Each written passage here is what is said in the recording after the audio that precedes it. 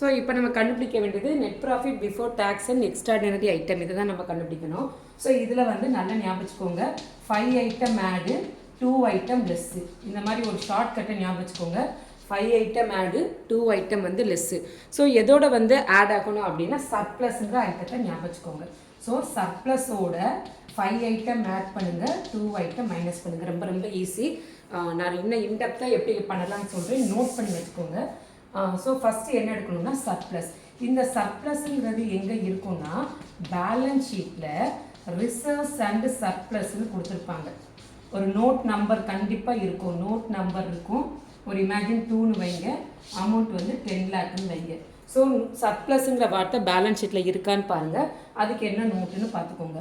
அதுக்கப்புறம் note to accounts. Note to அக்கௌண்ட்ஸில் எப்படி இருக்குன்னா சர்ப்ளஸும் ரிசர்வ்ஸும் சேர்ந்து தானே இருக்குது. ஸோ தனித்தனியாக கொடுத்துருப்பாங்க. ரிசர்வ் எவ்வளவு, சர்ப்ளஸ் எவ்வளவுன்னு தனித்தனியாக நமக்கு கொடுத்துருப்பாங்க. இங்கே 10 lakh போட்டது, ரிசர்வ் 3 lakh, சர்ப்ளஸ் 7 lakhன்னு போட்டலாம். தனித்தனியாக அமௌண்ட் இருக்கும். ஸோ இந்த சர்ப்ளஸ் தான் நம்ம இங்கே எடுக்கணும். எதில் இருக்கணும்னா நோட் டு அக்கௌண்ட்ஸில் ரிசர்வ்ஸ் அண்ட் சர்ப்ளஸில் சர்ப்ளஸ் மட்டும் எடுங்க. அமௌண்ட் எப்படி போடணும், எப்போயுமே வந்து நமக்கு கேஷ் ஃப்ளோக்கு 2 year கொடுத்துருப்பாங்க. இமேஜின் 2023 2024 ஹையஸ்ட் இயராக இருக்கும் பார்த்தீங்களா. இப்போ 2024 தான் ஹையஸ்ட்டாக இருக்குது. ஸோ அந்த ஹையஸ்ட்டாக இருக்கிற நம்பரை தான் நீங்கள் என்ன பண்ணணும்னா கரண்ட் இயர்னு எடுத்துக்கோங்க. அதுக்கு ப்ரிசீடிங் இயர் முந்தின இது இருக்கிறத ப்ரீவியஸ் இயர்னு எடுத்துக்கோங்க. ஸோ சர்ப்ளஸ்க்கு என்ன பண்ணணும்னா current year minus previous year. So இதுதான், இது எடுத்துக்கோங்க, current year minus previous year. எதில் இருக்குன்னா நோட் டு அக்கௌண்ட்ஸ். அதுக்கப்புறம் நான் சொன்னேன் பார்த்தீங்களா 5 ஐட்டம் ஆட் பண்ணணும்னு. அதில் ஆடுங்கிறது first transfer to reserve. Transfer to reserve. So ரிசர்வுமே என்னென்ன ரிசர்வ் எடுக்கலாம்னா general reserve, contingency reserve, workman compensation reserve, எல்லா ரிசர்வ் எடுங்க. ஒரு ரிசர்வ் மட்டும் எடுக்கக்கூடாது. அது என்ன ரிசர்வ்னா கேபிட்டல் ரிசர்வ். கேபிட்டல் ரிசர்வ்னு வந்தால் அந்த ரிசர்வை எடுக்காதீங்க. மற்றபடி அங்கே இருக்கிற எல்லா ரிசர்வும் எடுத்துக்கோங்க. ஸோ ரிசர்வுக்கும் எப்படின்னா டிஃப்ரென்ஸ் தான் போடணும். என்ன டிஃப்ரென்ஸ்னால் current year minus previous year. இந்த ரிசர்வை நான் சம்மில் எங்கே கண்டுபிடிக்கிறதுனா அகெயின் நம்ம சர்ப்ளஸ்க்கு முன்னாடி ரிசர்வ்ஸ் அண்ட் சர்ப்ளஸ், சர்ப்ளஸ்க்கு முன்னாடி ரிசர்வ் இருக்கும் பார்த்தீங்களா, இந்த ரிசர்வ் தான் இங்கே வரும். ஸோ ரிசர்வ்ஸ் அண்ட் சர்ப்ளஸ்லேருந்து 2 அமௌண்ட் எடுத்துக்கலாம். சர்ப்ளஸ் இங்கே போகும், ரிசர்வ்ஸ் அங்கே போகும். அதுக்கப்புறம் என்ன வரும்னா dividend, proposed dividend. Proposed dividend proposed டிவிடெண்ட்னு எதை எடுக்கணும்னா பெய்டு டூரிங் தி இயர் அப்படின்னா ப்ரீவியஸ் இயர் எடுங்க. Propose dividend previous year. ஏன்னா போன வருஷம் டிக்ளேர் பண்ணது தான் இந்த வருஷம் பே பண்ணுவாங்க. இப்போ இந்த வருஷம் டிவிடெண்ட் வருதுன்னா அது போன வருஷம் வர வேண்டிய அமௌண்ட்டு தான் இந்த வருஷம் எனக்கு வரும். ஸோ நெக்ஸ்ட் இயர் தான் பே பண்ணுவாங்க. டிவிடெண்ட் எப்போயுமே அடுத்த வருஷம் தான் கரண்ட் இயர் இப்போ இந்த வருஷம் டிவிடெண்ட்டை நெக்ஸ்ட் இயர் தான் பே பண்ணுவாங்க. ஸோ ப்ரொப்போஸ் டிவிடெண்ட் வந்து ப்ரீவியஸ் இயர். நெக்ஸ்ட் பார்த்தீங்கன்னா provision for tax. Provision for டேக்ஸ்க்கு நம்ம என்ன எடுக்கணும்னா கரண்ட் இயர். ப்ரொவிஷன் ஃபார் டேக்ஸ்க்கு எடுக்க வேண்டியது கரண்ட் இயர். கரண்ட் இயர் ஏன்னா ப்ரொவிஷன் ஃபார் டேக்ஸ் நமக்கே தெரியும், டேக்ஸ் யாருக்கு பே பண்ணுவோம், கவர்மெண்ட்டுக்கு பே பண்ணுவோம். கவர்மெண்ட்டில் இந்த வருஷம் டேக்ஸ் பே பண்ணுங்கிறாங்க. அவங்ககிட்ட போய் இல்லை நான் அடுத்த வருஷம் தான் நான் பே பண்ணுவேன்னு பே பண்ண முடியாது. ஸோ கவர்மெண்ட் பே பண்ணுறது இம்மிடியேட்டாக அப்பப்போ நம்ம பே பண்ணிடணும். ஸோ அவங்க அப்போ பே பண்ண வேண்டியது அந்த இயர்லேயே பே பண்ணிடணும். So provision for tax current year. அடுத்து என்ன இருக்கும், interim dividend.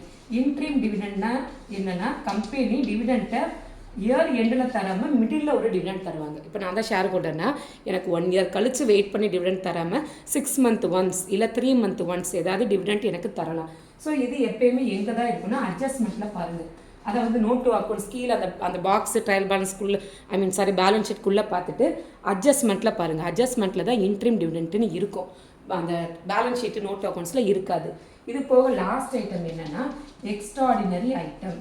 Extraordinary item actual loss. ஆக்சுவலாக எவ்வளவோ அந்த அமௌண்ட்டை எழுதிக்கோங்க. இது ஏன் ஆக்சுவல்ட்டு இந்த மாதிரி என்னமோ சொல்கிறேன்னா இப்போ நல்லா பாருங்கள், ட்ரான்ஸ்ஃபர் டு ரிசர்வ்னாலும் சரி, propose dividend paid, provision for tax எல்லாமே பே தான். கவர்மெண்ட் பே பண்ணுறது, ஷேர் ஹோல்டர்ஸ் பே பண்ணுறது, இன்ட்ரடிவெண்ட் பே பண்ணது. இப்போ நம்ம பார்க்க போகிறது company point of view. Company point of வியூவில் தான் ப்ரிப்பேர் பண்ணுறோம். ஸோ இது எல்லாமே வந்து பேமெண்ட்டு தான் நடக்குது. ஸோ நமக்கு நல்லா தெரியும் மணி கம்மிங் இன்சைட்னா add, money is going out சைட்னா மைனஸ். என் கம்பெனி விட்டு மணி வெளியே போகுதுன்னா மைனஸ் பண்ணணும். ஆனால் இது எல்லாமே கம்பெனி விட்டு மணி வெளியே போகிற ஐட்டம், நம்ம அதை ப்ளஸ் பண்ணணும். ஸோ எக்ஸ்ட்ரான ஐட்டம் என்னென்ன இருக்குன்னா ஒரு ஃபயர் ஆக்சிடெண்ட்டு, நேச்சுரல் கெலாமிட்டிஸ் அந்த வேர்ல்ட் எட்டுக்கு இந்த மாதிரி நேச்சுரல் கெலாமிட்டிஸால் என்னோட ப்ராடக்ட்டோ இல்லாட்டினா கம்பெனியோ ஏதோ டெஸ்ட்ராய் ஆகுது, அழிஞ்சு போகுதுன்னா அதுக்கு நான் இன்சூரன்ஸ் எடுத்துருப்பேன். இப்போ நான் இன்சூரன்ஸ் பே பண்ணுறேன் வருஷம் எதுக்கு, ஏதாவது நேச்சுரல் கெலாமிட்டி, ஏதாவது எமர்ஜென்சி கம்பெனிக்கு அப்படின்னா என்ன பண்ணுவோம், அந்த இன்சூரன்ஸ் கம்பெனிகிட்டேருந்து நம்ம கிளைம் பண்ணிக்குவோம். ஸோ அந்த இதுதான். ஸோ எக்ஸ்ட்ரான ஐட்டம்னா ஆக்சுவலாக எனக்கு வந்து எவ்வளோ லாஸ் ஆகிருக்கு, ஃபயர் ஆக்சிடென்ட் எதாகிடுச்சுன்னா அது மூலயமா எனக்கு எவ்வளோ ஆக்சுவலாக லாஸ் ஆகிருக்கு, அது வந்து நமக்கு லாஸ், நமக்கு வந்து பெரிய லாஸ். ஆனால் நம்ம இங்கே என்ன பண்ணணும், ஆப்போசிட்டாக ப்ளஸ்ன்னு போடுங்க. நெக்ஸ்ட்டு -2 5 வந்துருச்சுடா, 5 வந்துருச்சு, -2 ஐட்டம். ஃபஸ்ட்டு என்னென்னா இந்த எக்ஸ்ட்ராடினரி ஐட்டமே நம்ம ஞாபகம் வச்சுக்கலாம். இதே எக்ஸ்ட்ராடினரி ஐட்டம், இதே தான். இது என்ன எக்ஸ்ட்ராடினரி ஐட்டம்னா, இப்போ நான் சொன்னேன்ல இன்சூரன்ஸ் கம்பெனியில் நான் இன்சூரன்ஸ் போட்டிருப்பேன். என் கம்பெனிக்கு ஏதோ ஆக்சிடென்ட் ஆகிடுச்சின்னு வைங்க, ஆக்சிடென்ட் மீன்ஸ் ஃபயர் ஆக்சிடென்ட், இந்த மாதிரி ஏதாவது ஒரு நேச்சுரல் கெலாமிட்டிஸால் என்னோட கம்பெனி இல்லை ஏதாவது ப்ராடக்ட் ஏதோ லாஸ் ஆகிடுச்சுன்னா இன்சூரன்ஸ் கம்பெனி எனக்கு காம்பன்சேஷன் அமௌண்ட்டு தருவாங்க. ஸோ அந்த காம்பன்சேஷன் அமௌண்ட்டால் எனக்கு மணி வரும். இப்போ 3 lakh எனக்கு லாஸ்னா இன்சூரன்ஸ் கம்பெனி ஒரு 2 lakh தர்றாங்கன்னா இன்சூரன்ஸ் கம்பெனிகிட்டேருந்து எனக்கு கம்பெனிக்கு 2 lakh மணி வருது. அப்போ money is coming to me. அப்போ நம்ம ஆப்போசிட் எஃபெக்டாக மைனஸ் எக்ஸ்ட்ராடினரி ஐட்டம்னு amount received from insurance company அப்படின்னு போட்டு அந்த அமௌண்ட்டை மைனஸ் பண்ணுங்கள். அதுக்கு இந்த சம் ரேராக தான்டா சம்மில் இருக்கும், பட் பார்த்துக்கோங்க, கன்ஃபார்மாக வந்துச்சுன்னா அது என்ட்ரு பண்ணால் தான் ஆன்சர் வரும். அதுக்கப்புறம் முக்கியமான விஷயம் என்ன, அதை மைனஸ் பண்ணால் ரீஃபண்ட் ஆஃப் டேக்ஸை மைனஸ் பண்ணுங்கள். ப்ரொவிஷன் ஃபார் டேக்ஸ் என்ன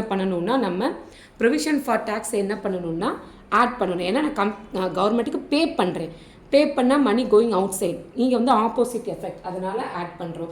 ரீஃபண்ட் ஆஃப் டேக்ஸ்னால் நான் எக்ஸஸாக பே பண்ணிட்டேன்னா கவர்மெண்ட் வந்து எனக்கு ரீஃபண்ட் பண்ணிடுவாங்க. நீ எனக்கு 15 rupees பே பண்ணியிருக்க, ஆனால் நீ பே பண்ணது 12 rupees மட்டும் இருந்தால் போதும், ஆனால் நீ 15 பே பண்ணிட்டேன், நான் என்ன பண்ணிடுவேன், 3 rupees ரீஃபண்ட் பண்ணிடுவேன்னா. அதே மாதிரி கவர்மெண்ட்டுமே வந்து இது கவர்மெண்ட்டுன்னு புரிய இது பண்ணுறேன்டா. ஸோ அவங்க வந்து நமக்கு ரீஃபண்ட் பண்ணிடுவாங்க. அப்போ ரீஃபண்ட் பண்ண என்ன ஆகுது, money is coming to me. அப்போ மணி வந்தால் மைனஸ் பண்ணணும். ஸோ எண்ட் ரிசல்ட் என்ன வருதோ அதுக்கு தான் net profit before tax and extraordinary item. பேஸை சர்ப்ளஸாக எடுத்துக்கோங்க, இந்த ஐட்டத்தோடு இதெல்லாம் ஆட் பண்ணுங்கள், வர்ற ஆன்சரோட இதை மைனஸ் பண்ணுங்கள். Net profit before tax and extraordinary item கிடைக்கும். இதை வச்சு நம்ம டக்கு நம்ம கேஷ் ப்ளஸ் பண்ணிடலாம்.